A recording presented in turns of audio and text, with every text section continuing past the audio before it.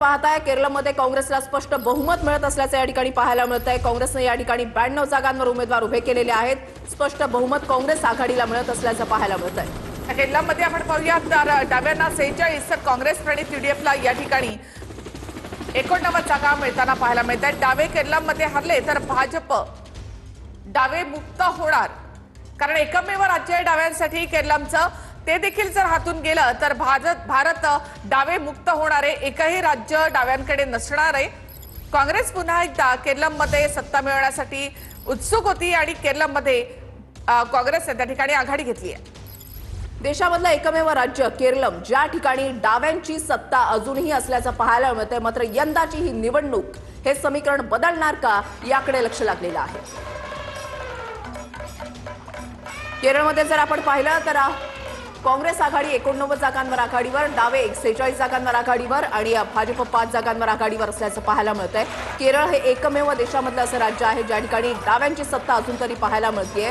पश्चिम बंगालमध्ये डाव्यांची सत्ता होती 34 वर्ष, त्या ठिकाणी आमदार आणि खासदार सध्याच्या घडीला नाही। त्रिपुरामध्ये 25 वर्ष डाव्यांची सत्ता होती, मात्र त्या ठिकाणी सुद्धा आता विरोधी पक्ष म्हणून सुद्धा नावाला डावे उरलेले नाहीत। एकमेव राज्य केरळ डाव्यांच्या सत्तेचा शेवटचा बुरुजही आता ढासळणार का हे चित्र अगदी काही तासांमध्येच स्पष्ट होईल। एकमेव राज्यामध्ये असलेली सत्ता देखील डावे या ठिकाणी गमावणार आहेत।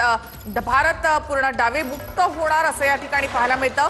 काँग्रेस प्रणित यूडीएफ या ठिकाणी 89 तर डावे 46 आणि भाजप देखील 5 जागांवर या ठिकाणी आघाडीवर आहे। मागच्या निवडणुकांच्या निकालांचा विचार केला तर या ठिकाणी एलडीएफला 99 जागा ज्या त्या मिळालेल्या होत्या। केरळमध्ये एकूण जागा आहेत 140 आणि बहुमताचा आकडा आहे 71।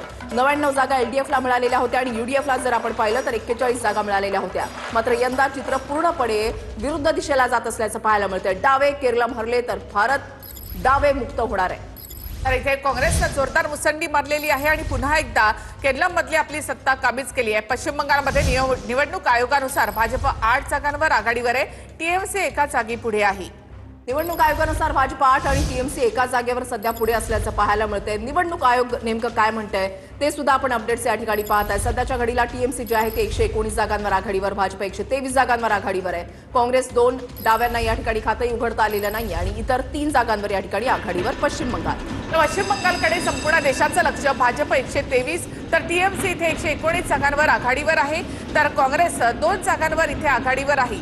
टीएमसी आणि भाजप यांच्यामध्ये काटेकी टक्कर या ठिकाणी पाहायला मिळते। एक जागेचा हिशोब असणार आहे। इथे भवानीपूरमध्ये ममता बॅनर्जी या पिछाडीवर पडलेत, सुवेंदू अधिकारी दोन्ही जागांवर आघाडीवर।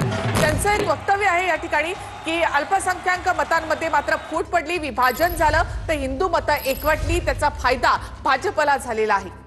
भाजपचं मायक्रो प्लॅनिंग या निवडणुकांमध्ये पश्चिम बंगालमध्ये पाहायला मिळालेलं आहे। मागच्या वेळेला 77 जागा भाजपला मिळालेल्या होत्या। यंदा किती जागा मिळतात याकडे लक्ष लागलेलं असताना भवानीपूर आणि नंदीग्राम हाय प्रोफाईल लढत म्हणून या मतदारसंघांकडे पाहिलं जातं। या दोन्ही ठिकाणी भाजपचे सुवेंदू अधिकारी हे सध्या आघाडीवर आहेत। निवडणूक आयोगानुसार भाजप 8 आणि टीएमसी एका जागी पुढे आहे।